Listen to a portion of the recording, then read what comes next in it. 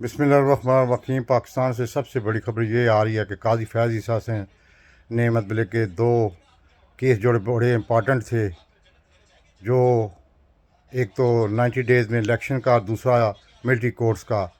और ये दोनों केस आप सबको पता है कि इमरान खान साहब ने दरख्वास्तें दी हुई थी, इसलिए कि इमरान खान साहब इस मुल्क में रूल ऑफ लॉ चाहता है, इस मुल्क में अदल और इंसाफ चाहता है, इस मुल्क में मतलब कि हर वो काम जो कि गैर आइनी गैर कानूनी होता है उसके लिए इमरान खान साहब आगे आके दरख्वास्त देते हैं। आप सबको पता है कि नैब तरमीम में भी इमरान खान साहब ने दरख्वास्त दी थी, जिस पे बंदयाल साहब ने उसको कल अदम करार दिया था।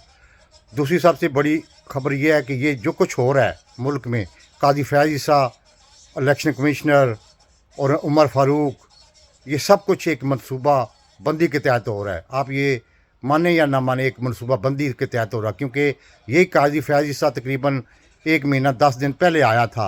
अगर उस वक़्त आते साथ ही ये दोनों केस लगा देता तो आज नवाज शरीफ पाकिस्तान में ना आता। ये सब कुछ एक मनसूबा बंदी के तहत हो रहा है। और जो कुछ उमर फ़ारूक ने किया है, इससे पाकिस्तान का पूरी दुनिया में नाम बदनाम हुआ है। और पूरी दुनिया के अलावा पाकिस्तान में जो पढ़े लिखे तबके हैं, जो कि इस चीज़ को जानते हैं, वो भी ये समझ गए हैं कि पाकिस्तान में कोई रूल ऑफ लॉ नहीं है, यहाँ सिर्फ जिसकी लाठी उसकी भैंस है। तीसरी सबसे बड़ी खबर ये आ रही है कि chief justice Peshawar high court ने बाकायदा तौर पर एक आर्डर किया था कि एक बंदे को पकड़कर उसको अगर ज़मानत दी जाती है तो दोबारा नहीं पकड़ा जाएगा।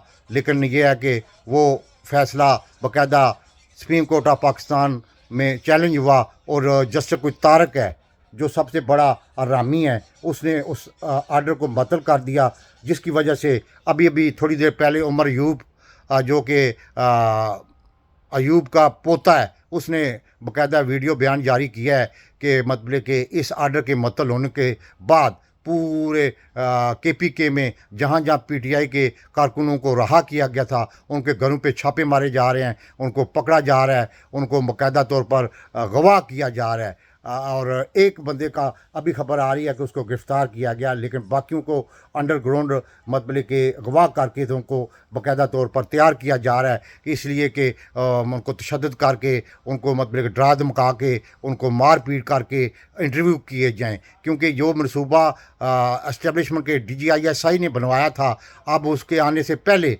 5-6 इंटरव्यू उन्होंने करवाने थे, जिसमें शेख रशीद का भी शामिल है। आपको पता है शेख रशीद का इंटरव्यू नशर हो चुका है, सुनने में आ रहा है कि वो मतलब कि उस पर बाकायदा तौर पर समा के दफ्तर में अलीम खान के होते हुए उसको थप्पड़ मारे गए हैं। वो बेचारा रोता हुआ, उसका गला गिरबान मतलब कि फटा हुआ था, और वो रोता हुआ आया है, उसने इंटरव्यू दिया है। उसने उसके बावजूद भी वो डट गया था। उसको कहते हैं कि फिर थप्पड़ों से बारिश की गई, जिसकी वजह से उसने इंटरव्यू रिकॉर्ड कराया है।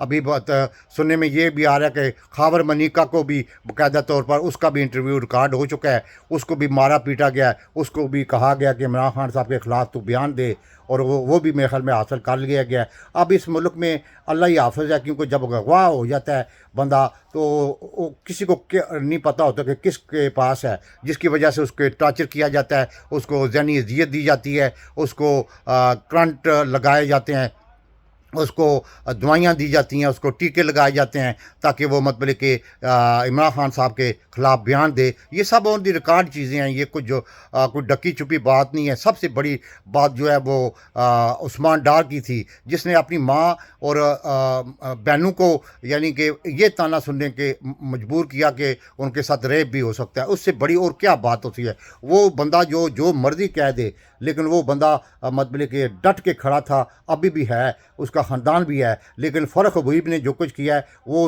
उसके अंदर के जज्बात थे, वो तो गया, वो तो सारी ज़िंदगी उसका जो है ना बट्ठा बैठ गया है। बाकी जो इंटरव्यू आने वाले दिनों में 2-4 इंटरव्यू सुनने में आ रहा है कि वो आएंगे, वो भी मतलब कि ज़बरदस्ती लिए जाएंगे लोगों से, और मतलब कि बाकायदा तो मारा जाएगा, पीटा जाएगा, उनको थप्पड़ मारे जाएंगे। देखो इतना बड़ा 1985 से ये बंदा शेख रशीद जो कौंसलर्स के इलेक्शन से शुरू हुआ और असम्बली में पहुंचा, और फिर पता नहीं कितनी दफ़ा वज़ीर बना, और ये हालत है। एस्टेब्लिशमेंट का ख़ास बंदा समझा जाता था, उसको भी आखिरकार यानी कि थप्पड़ मारे गए। वो बेचारा रो रहा था।